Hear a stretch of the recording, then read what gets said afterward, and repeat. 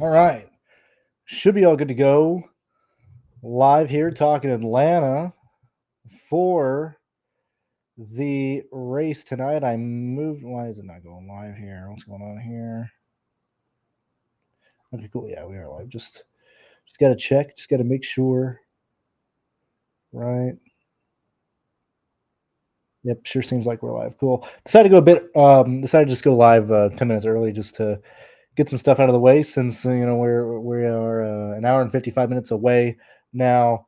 Very quickly, I'm a season ticket holder, but obviously I'm not at Atlanta this time around. I had a family emergency come up as I was actually driving to Atlanta on Thursday.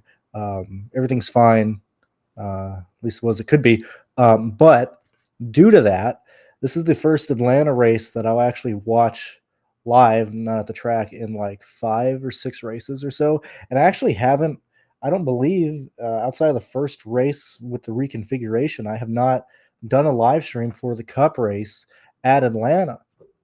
So I'm excited about that because everybody knows, at least for me, plate racing is my favorite. DFS weeks and stuff, just due to the combinations of stuff that you can do and the success that I've had. Now, we will probably be talking about quite a lot of things here. I'm hoping to be done with this by around 50 minutes until the slate locks and stuff, and we're going to be discussing some of the things that we talked about on yesterday's show. So if you were here, I understand some things might be redundant, but I assume that we're going to have new viewers and stuff related to this stream. And what we're going to do is we're going to go over things related to um, this Atlanta weekend. We're going to go over stuff that I have on my own that I do. First and foremost, if you want to have access to any of the stuff that you see, that you will see as we're talking through this, you can go ahead and join us at any of these subscriptions through the link in the description below. Or you can get the NASCAR package for $40. But the reason it's priced this way is to really encourage you just to go ahead and upgrade to the first Saber Sim subscription here. All these come with all our stuff for all the sports going on. I understand right now MLB is the only one, but NFL will be back. Okay. If you want access to Saber Sim, you want access to Pay Dirt, Intuitive Analytics. If you want access to our stuff during the NFL season and stuff, I would highly encourage you to consider getting SaberSim through us, because if you get it through us, you get basically 3 sites in one. First and foremost, what I want to go ahead and go over and look at is my baseline of what I start looking at Atlanta with. Okay, now yet again, a lot of variables and layers going into a Atlanta race. Also, weather in the area. Will that become a play at all? Who knows? I don't really care. Things are gonna manifest or whatnot around the track if they do or not, whatever. But I do know weather might be in the area late in the race night, but I'm not really worried about that. What you're looking at here is when Atlanta was reconfigured. Okay, now whether it was NASCAR DFS, the industry, whether it was just people talking about the industry in general that aren't related to the gambling aspects and stuff. I have been on this since the reconfiguration was first announced, in terms of trying to figure out what data point we can use when looking at Atlanta to get an idea of what this race is going to look like. Now, at this point, this will be our 8th Cup race with the reconfiguration. So at this point, we have enough data to look at. We didn't just have 1 or 2 races. We didn't have just the rain shortened race and stuff. Now we have 7 previous Cup races to look at. Obviously 8 after tonight. What my hypothesis is that this was going to race extremely similar to the way that Daytona raced, and the years that I wanted to focus on were the old Daytona before the repave after the 2010 Daytona 500. So that is from 2001 all the way until the spring race at Daytona in 2010. And the reason being that those dates were chosen and this time period was chosen was because when we looked at what was important at that stage in Daytona was obviously, how well your car handled, um, and how good the teams were, but it was really more of a, if the drivers knew what they were doing, you could drive it through the field. It wasn't as random as we see now. It wasn't the pack racing that we saw at Talladega coming out of the 90s and 2000s. Daytona, due to the handling and the aging of the racetrack, this was the data point that I decided to look at.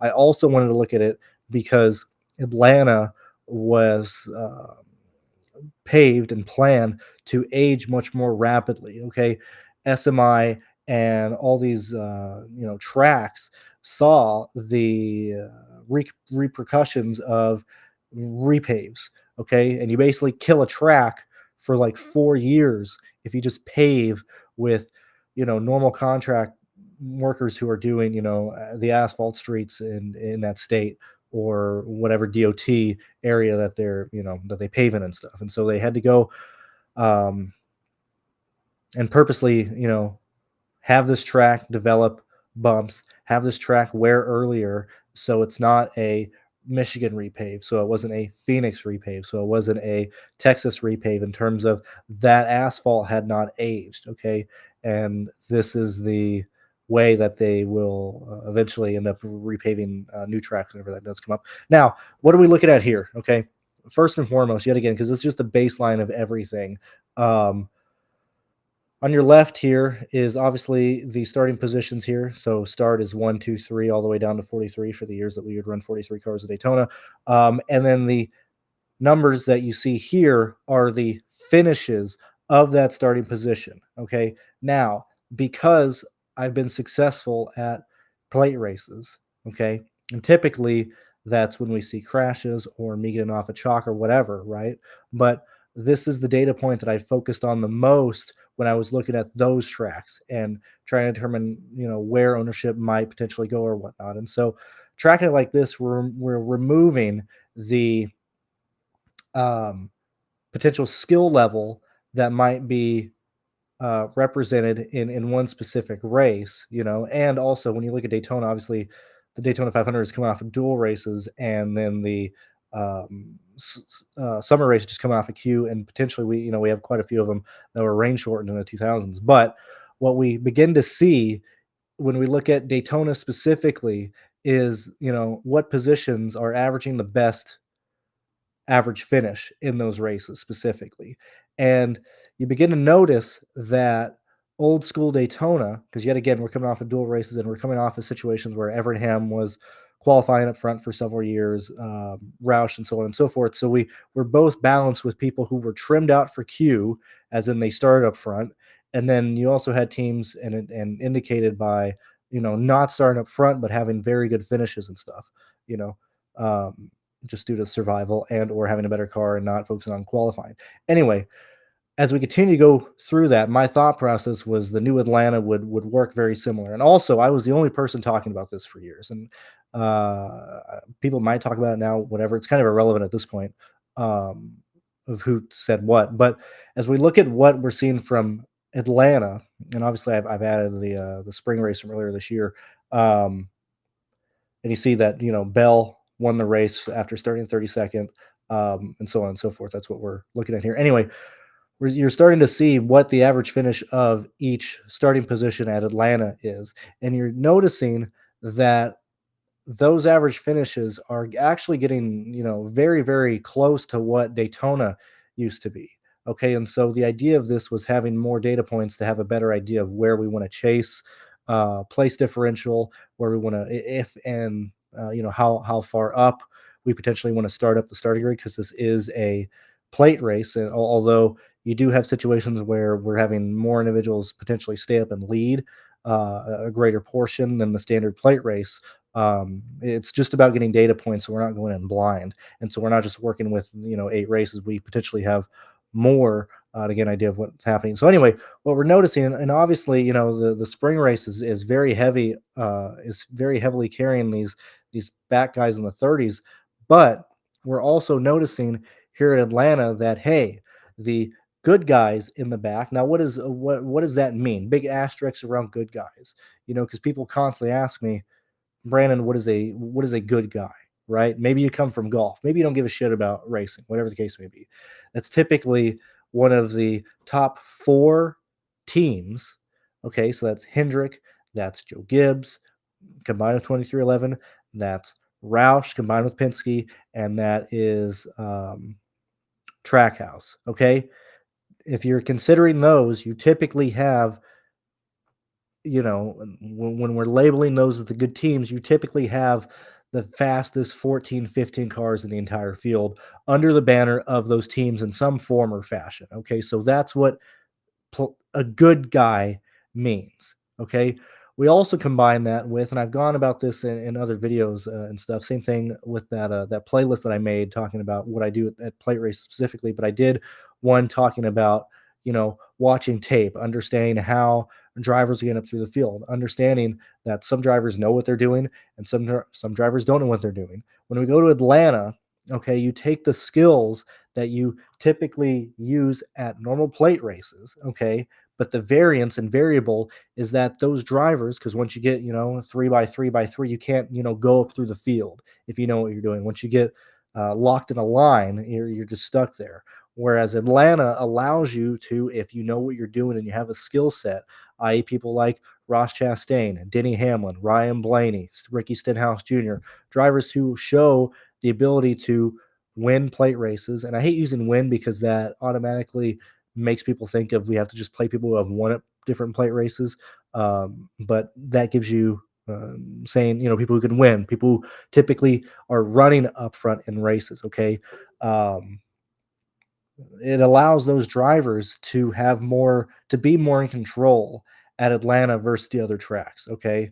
And so when we're looking at this, you're noticing that, hey, man, 26 at Atlanta is like averaging 13th. We have a second, a fourth, a second, an eighth here. Hey, we're noticing quite a lot of, we're noticing that outside of, the back markers, if you start in the back of the field, you got to just be projected to finish like 24th. If you're starting 27th on back in a decent car, you're projected for 24th on better. Okay. Now that in a DraftKings point is automatically outscoring several drivers who will start in the top half of the field if they lose, more than 2 or 3 positions. Okay. So like that's the first avenue of paying attention to this stuff. We're also paying attention to, we're noticing that, hey, while Atlanta has had people, finish up front a lot when they, if they qualify well, we're also seeing quite a lot of place differential coming from the mid 20s and the 30s when it's actually good teams and stuff. So how do we apply that to this current field? Okay, so when we're going through that, we'll talk about that in a second.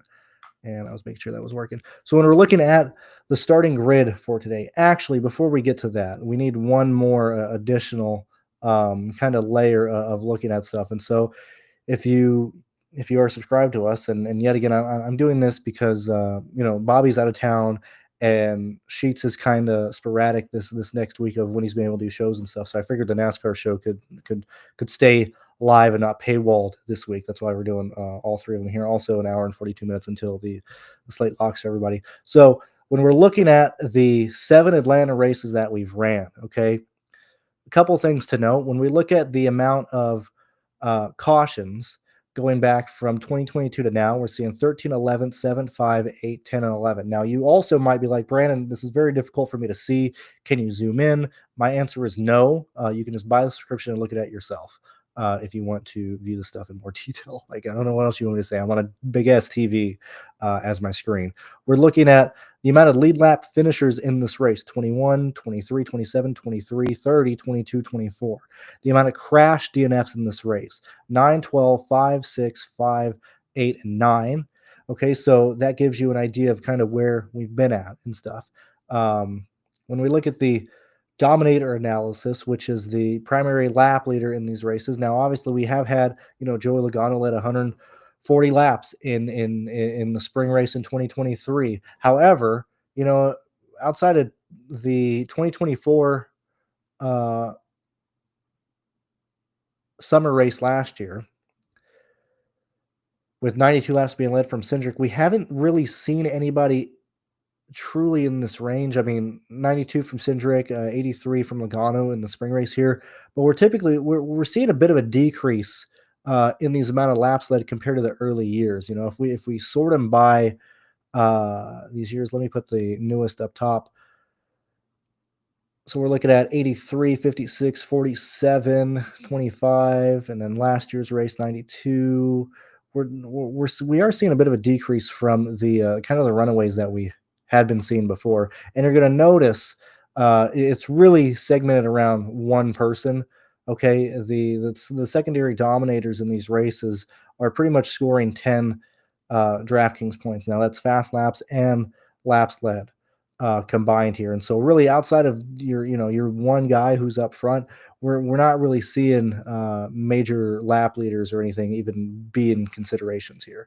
And we're seeing that the finish range or the finishes for these drivers have been all over the place. Okay, because again it's a plate race, anything can happen here. And so when I'm looking at a plate race like this, I typically don't want to take the unnecessary risk of playing guys because I'm chasing them to lead laps. I would just rather take the safety net of people starting at the back of the field and what they could potentially do from a finishing perspective. If they start, outside of the top 23 and then finish in the top 15, we're going to be outscoring people, DraftKings players, throwing darts trying to land on your lap leader. Now we are seeing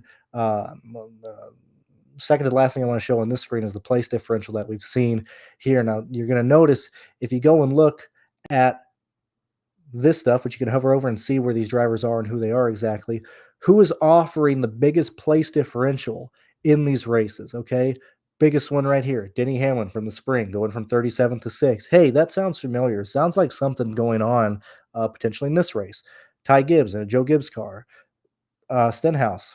We see Bell, Corey LaJoy, Daniel Suarez, Kaz Grala, Carson Hocevar, JJ Yaley, Live Fast. I mean, these guys are guys starting dead last, but still going from, you know, 37th to 25th, 12th place differential. I mean, that's outscoring a lot of these guys here who are losing you a ton of place differential and stuff. Who are the other, major or more highlighted drivers here? Hocevar, Bell, Stenhouse, Jones, Harrison Burton, Jones, Suarez, Haley, Reddick. I mean, so if you're part of if you're a good driver, as stated with those teams and, people who have shown the ability to actually know what they're doing, you're probably a really good play here at Atlanta because you're much more in control than the randomness that we see at the other two plate races and stuff.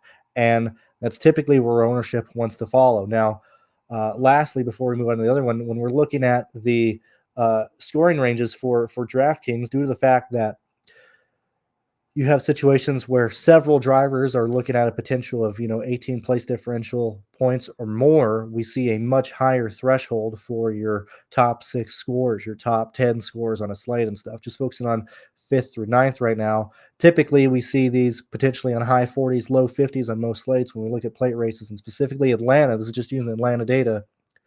We're looking at 55 as a median, 53 here. Your 7th best score is probably going to average, it looks like that's 50.85. Your 8th best is 49.95. So we're looking for people who can score us 50 points. Okay.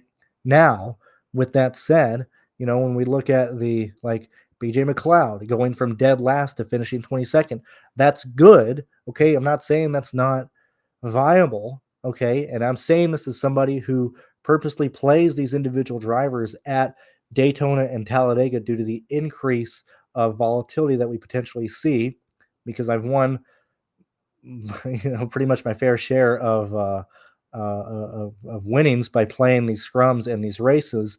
The actual upside of them potentially finishing in the top 15 is limited because when push comes to shove, if you have a Joe Gibbs car and a back marker car with 3 to go, you've already had most of the field wreck out. The Joe Gibbs car will nearly always beat the back marker car. Okay, the back marker cars are usually not going to be able to just run up and pass these guys, as indicated when we looked at that.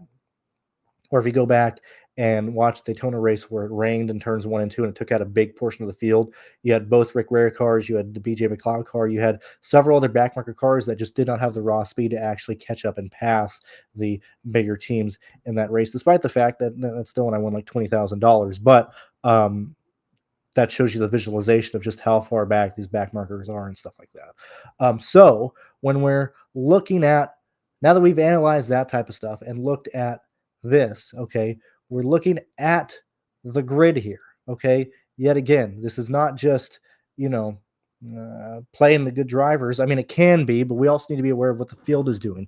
What is the goal in your specific contest? Are you a big old dummy wasting time playing double ups? I don't know why you would do that. There's this thing called the stock market. If you want to like have a 1.5/2x return, just invest in the fucking stock market. Why waste time playing double ups? I don't understand. Um, but who are the good drivers in the back of the field here who show the ability to be able to drive through the field? The two best drivers in this field at going up through the field and everything, that's Denny Hamlin and that is Ricky Stenhouse Jr. These drivers know what they're doing. They can get through the field. You might be like, wow, Ricky wrecks a lot, blah, blah, blah, blah, blah, whatever. Who gives a fuck? Okay. When we're looking at plate races, Denny Hamlin and Stenhouse are some of the most talented guys back here.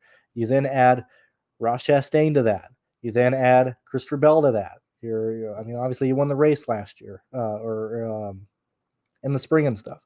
So we're noticing, right off the bat, like, hey, we see that there's, four guys right off the bat in this field that are probably going to be finishing or racing to compete in the top 10. Okay. Now, yeah, obviously wrecks can happen, but in the point of understanding how people will race, understanding where they would be at if, volatility and crashes aren't going to take them out, we then also include Bubba Wallace, Tyler Reddick, drivers who are potentially, working together, very highly correlated with each other. Same thing with Bell being in the situation, so on and so forth. So we continue and we see where ownership and where plays are going to be going. You also add somebody like Suarez to that category as well. Okay, now that's not saying that McDowell, that Kyle Busch, Hocevar, these guys can't do anything, but we're identifying the good drivers in this field. Okay, starting in the back of the field. We can also understand, where the good drivers way up here. Um, those are people like Joey Logano. Those are people like Ryan Blaney. They know what they're doing. Those are people like Ryan Preece, Brad Keselowski. Okay. We then have Hendrick drivers. And I mean, you can even add Busher up here as well.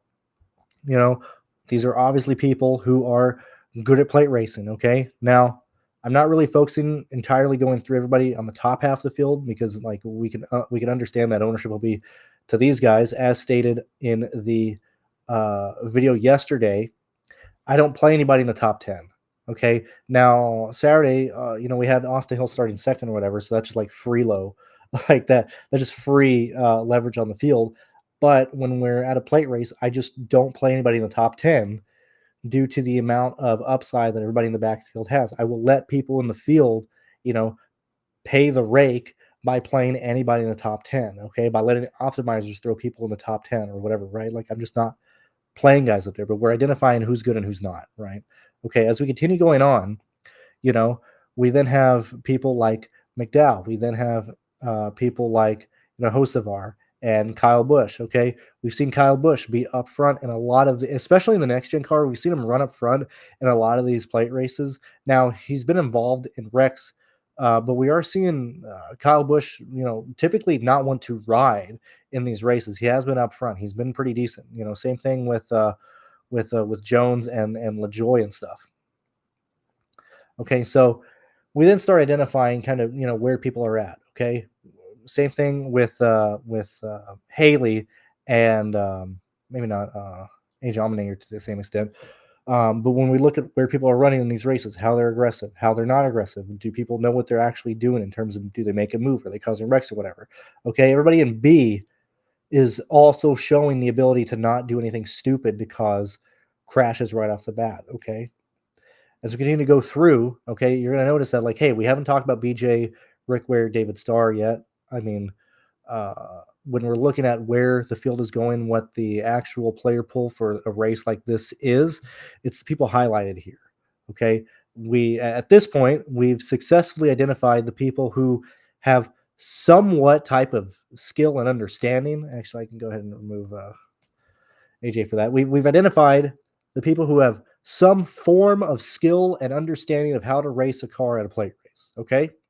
So now we can then move on to the tertiary or third step. I forget the actual word that people use for like, primary, secondary, whatever it is. We then look at ownership. What is ownership looking like today? Okay. Now, if you have access to our stuff, okay, you're going to notice that that Sheets specifically offers ownership.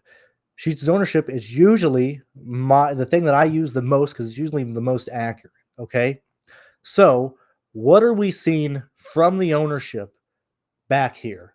Holy Toledo, Batman! Oh my, oh my goodness gracious! Who's owned back here?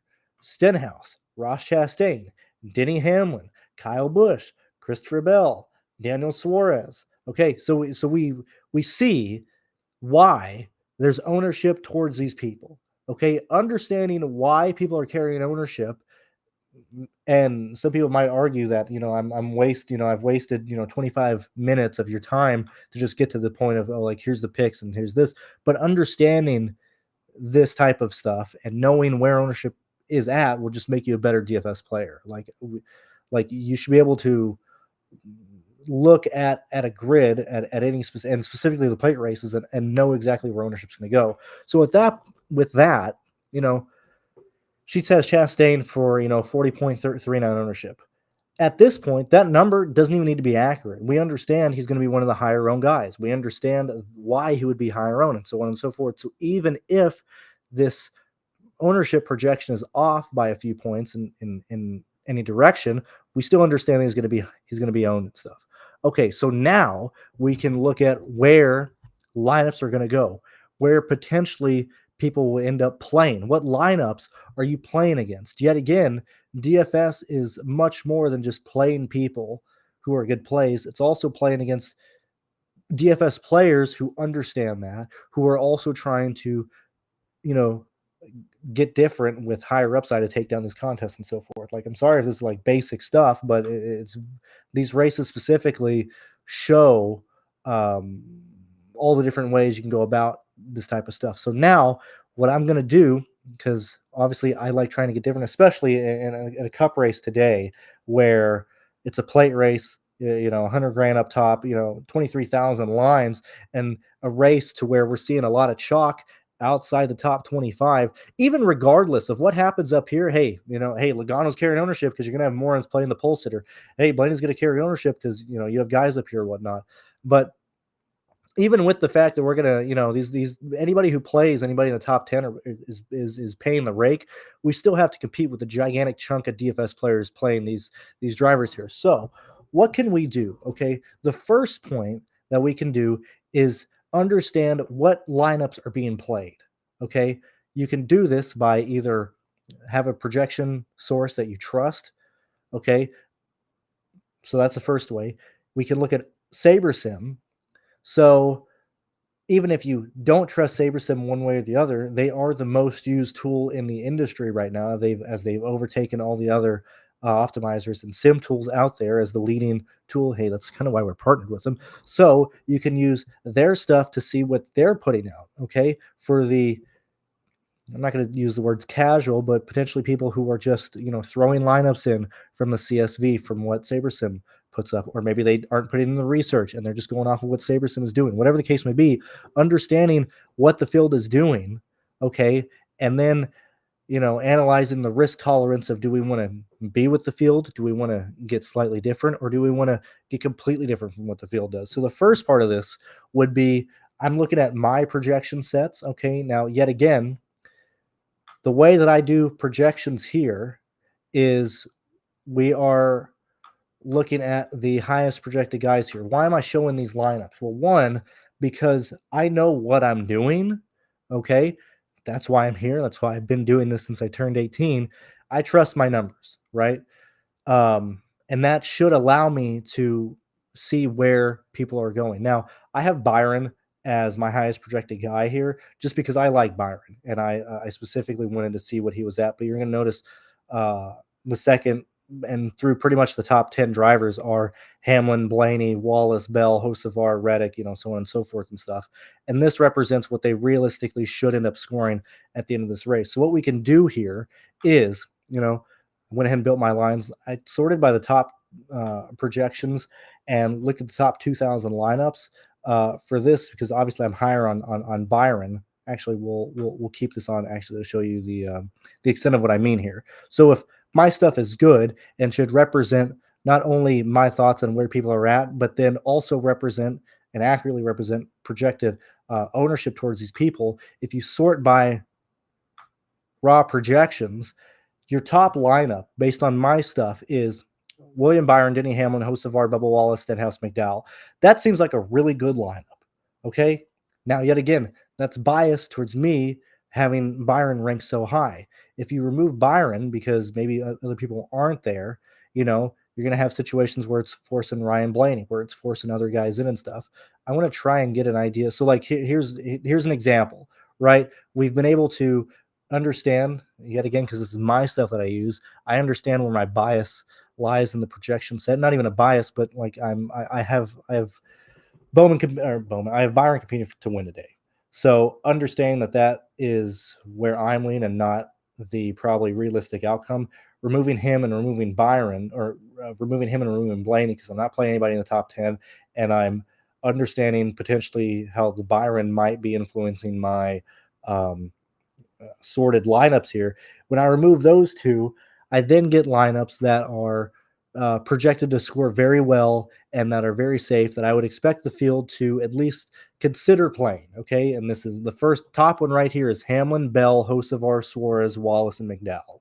Okay. Now you might be like, Brandon, why are you giving lineups away like this, especially if they're projected so well? Well, one, this is due to the fact that these lineups that are being shown here, due to the projection that they're at, due to the ownership that they are at of each of these drivers that are being able to play, these are lineups that are projected to do very well, and that I would suspect the field and slash good players to play. Now, no offense to some of you listening, but when I'm saying good players, I'm specifically talking about the players that I think I have to deal with week in and week out, either tying or having duplications with.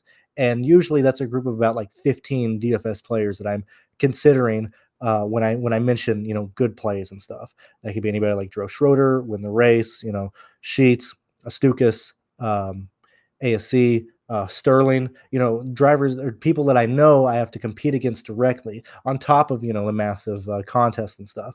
So understanding that lineups like this are going to project very well and have a high chance of being played, not just because my stuff is showing it, but because other people would most likely play these guys, because this is a stack from the back team. This is not there's no scrubs in here, maybe outside of Bubbles. I mean, when was the last time Bubbles did anything, right? But all drivers in here are good plate racers. Okay.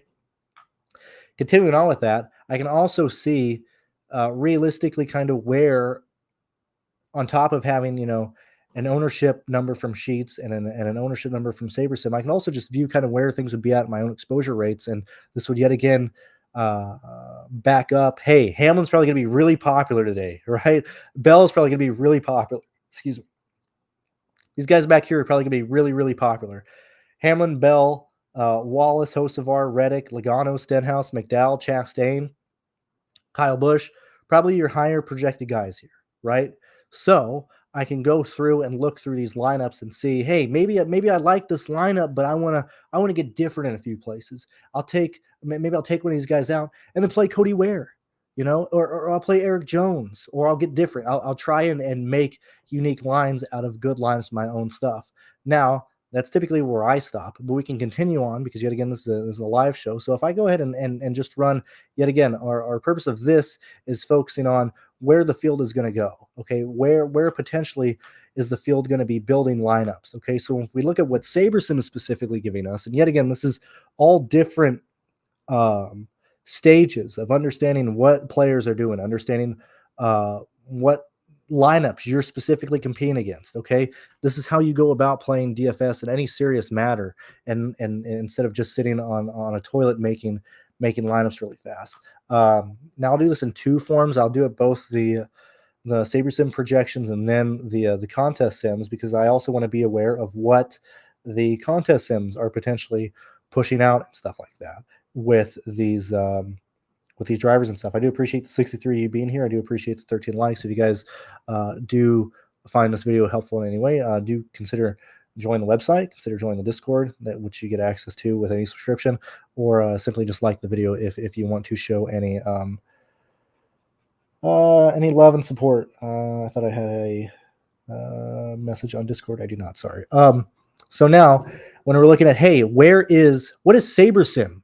Just based on their numbers. Okay. Yet again, obviously I do, one number as my projection. SaberSim is a mean projection set, including, all the ranges of outcomes for drivers and stuff. But where are their exposure rates going in their top 2,000 lines just right off the bat, or based on raw projections? It's Chastain, Hamlin, Stenhouse, Kyle Busch, Hocevar, Suarez, Bell, Wallace, McDowell, Tyler Reddick. It's the same people. Oh, man. Okay, so what does this show? Okay, so it shows that tonight, not only because it's a plate race and you have basic 101 stack on the back, right? But we're seeing that the field is going to be very heavy on this approach. We're going to see very concentrated ownership on like 11 to 13 drivers in the back of the field here. Okay, so at this point, I mean, we can even look through, these lineups and stuff, and they're going to be very similar to what my stuff is showing. Like, we're not seeing anything out of the ordinary here. Okay, so the field is going to have a lot of strong lineups, whether they are good players, whether they're novices, whether they're doing anything. We're seeing that most outcomes, people are going to be playing lineups that are very live tonight, okay? And lineups that are going to be playing a lot of similar people. So, at lastly, I want to just see what the Sims are putting out and stuff, because some people who have the Sims, yet again, just trying to analyze what potential players and contests are going to be doing and stuff. Also, just straight up, really fast. I don't watch any DFS shows and stuff, but this should be the type of analysis that you should be getting in this day and age for if you're playing in any form or fashion. Just saying. Being aware of what SaberSim is then throwing out, be like, whoa, contest sims, what are they? They're throwing out Blaney. I mean, that sounds like paying rake to me. Two people in the top 15 sounds like paying rake to me. Ryan Preece is the one-off. Oh, okay. And then, whoa, what's that? William Byron popping up here. William Byron popping up here. William Byron popping up here. William Byron, like, okay. So, like, clearly we can see that, and I'll even sort by exposure rate now. We're going to notice that when you contest sims and you start putting, who is the driver who's in good equipment, who has place differential that they can also build around, that can also compete with the guys in the back of the field, that the first driver outside of the people who start in the back of the field that can compete with these guys is William Byron starting 18th. Okay. Then it's potentially like Chase Elliott and stuff like that. But William Byron is like the pivot off of the chalk here. Okay. Right. That's kind of why I wanted to make sure that was represented in my stuff as well, because I think William Byron is just as alive as the guys back here. But we're also seeing that, like, hey, Brandon, seems like that's going to be the case as well. William Byron's going to pop up in things that are trying to get different and stuff. So also being aware of what the potential next pivot is and getting different or being aware of that is super, super important to have. Okay. So at this point, we know where the ownership's going. We know where people are going here. At this point, as a DFS player, you then ask yourself, what are you playing for? Okay. Are you playing the lineups that look very well, that obviously have the good guys in the back of the field, because everything we've stated, they're good people starting the back of the field, whatever. They're carrying ownership. Do you play those lineups and understand they're going to be duplicated? Not once, not twice, not 10, not 15. Realistic chances, like, we're going to see much, much higher duplication rates on good lineups today than the normal Cup Series race. Okay. So if you approach DFS from a leverage perspective and try and understand what opponents are going to do and what's going on here, I'm making sure, since Michael put in, where did he go? I mean, the stream is still up. I'm just making sure really fast. Since we're at this point and we're understanding what to do to get different, okay, we can either, as the first avenue, is limit anybody who I would have listed as an A here to potentially under the field in some form or fashion. So that is either manually going in or just having in your brain, like, hey, I probably don't want over anybody with an A here, or I don't want over 30% of anybody in an A here. Then you're still getting ownership to the good plays in the chalk, but you're then underweight and you're naturally going to get more one offs that can potentially get you very different and specifically get you off those gigantic trains that we're potentially going to see tonight. Okay. Or completely fade the chalk and hope that they wreck out. Now, normally that is the avenue that I take, but the fact that we have one, two, three, four, five big drivers from 28th on back. That's Bell, that's Suarez, that's Hamlin, that's Chastain, that's Stenhouse. Okay. You can even add on Kyle Busch, McDowell, and Hocevar to that. The fact that we have, 8 drivers back here that are going to perform extremely well.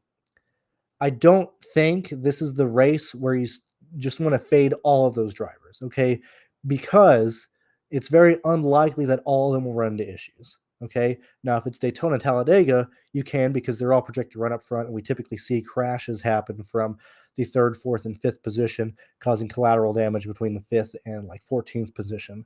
But I don't know if the likelihood of that at Atlanta and even old Daytona as we start looking through kind of where these average finishes are going to go.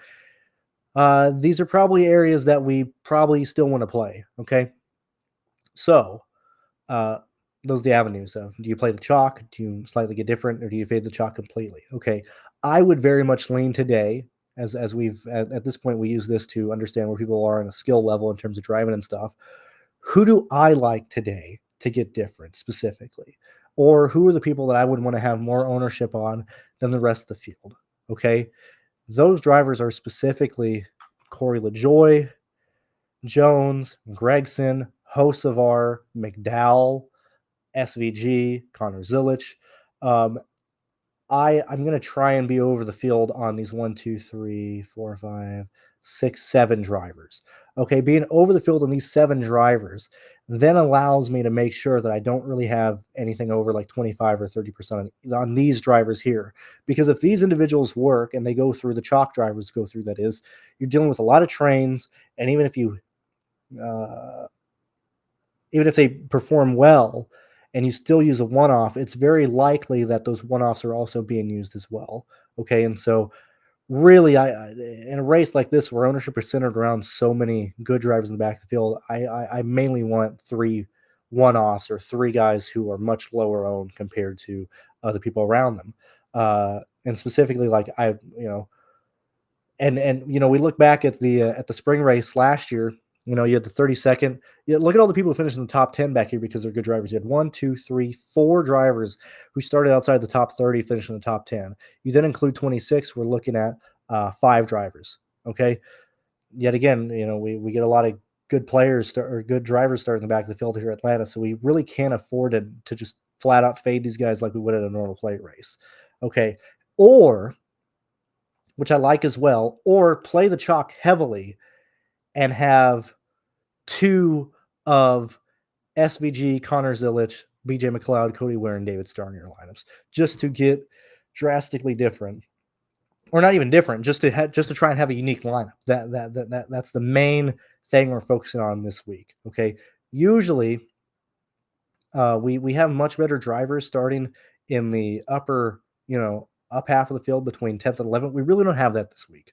Okay, William Byron, Ty Gibbs, Elliott, Busher. It's mainly those 4 drivers, right? So I don't really want to play anybody in this range. I fade the top 10 at plate races because those guys are paying the rake. Okay, so like the player pool, as always, or per usual in any race, is 21st on back, but specifically being aware of where the chalk and ownership is going to be at in this race here. Past that, I mean, I've practically covered what to do. I mean, obviously, it's your choice at this point. I want to try and have as many unique lineups as possible. So that means, hey, I'm going to have Cody Ware in line of sight. I'm going to play BJ McLeod. I'm going to be overweight on Connor Zilich. I'm going to be overweight on SVG. I'm going to be overweight on Michael McDowell and Hocevar compared to the field because I want to try and get different. so on and so forth. But Hamlin, Chastain, Bell, Kyle Busch, these drivers will and are expected to run the top 10 in this race, and specifically towards the end of it.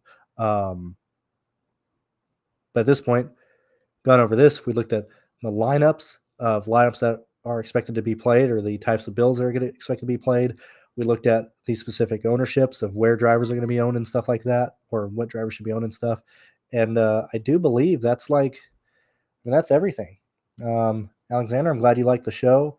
Triple J, yeah, it's volatile, but that I've I love volatile races. I love and usually, as stated, or typically at plate races like Daytona and Talladega. Now, it didn't work at Talladega. If you remember, I didn't cash at all. I threw away like $1,200 or whatever just on the Cup race in the spring race for Talladega because they didn't wreck, and the people in the back crashed out as well. But typically, my pool is the last 12 guys in the field.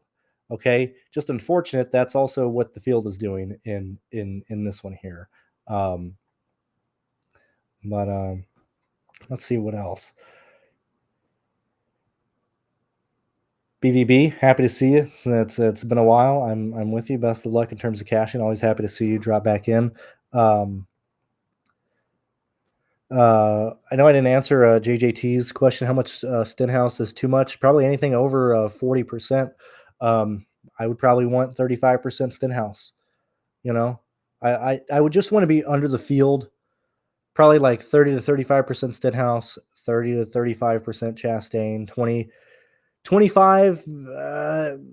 I think Hamlin's going to be the most owned driver in this race because he did the exact same thing last year and the year before the fall race the last year's fall race. Hamlin ran the back all race, and he was highly owned, and he just never got those crashes. And we went green to the end, and he finished, and he wrecked out of 4 in the last lap and stuff. But Hamlin has started in the back of this field plenty of times. He knows what he's doing. I fully expect Hamlin to be the highest owned driver. If anything, he's probably the guy I'm most likely to fade. I'm okay with Suarez, Chastain. And if I'm fading Hamlin, I'm much more likely to still use very, very popular drivers. But just like a rule that I use at plate races, I don't play anybody in the top 10, and I typically fade the highest owned driver in the back of the field, just to make sure I'm just getting different with the crowd and stuff. If you don't want to do that, I'd probably recommend 20 to 25% Hamlin. But really, outside of that, I hope this was useful. I hope you would consider joining TrueDFS. If you use code Finals 2025, you get 33% off your first month of any of these subscriptions that you have on your screen. You get 33% off any of these new websites on the way. The code does not work for the annual memberships because I already had a significant discount. But I really don't know what other website offers you this terms of value from everything you get. Like if you just switching, if you have SaberSim through SaberSim, and I can say this, they've allowed us to say it, I would recommend you cancel through SaberSim and then just buy SaberSim through us so you have more tools available. Like, why throw away money and why throw away value? Past that, Matthew just asked me Hamlin or Bell. I like Bell over Hamlin due to the ownership, but they're both going to be highly owned. I just like Bell from a head-to-head. I will take the slight discount ownership that Bell offers versus Hamlin. Past that, I'll see you guys later. Hour and 7 minutes until the slate locks, so best of luck, and bye-bye. See ya.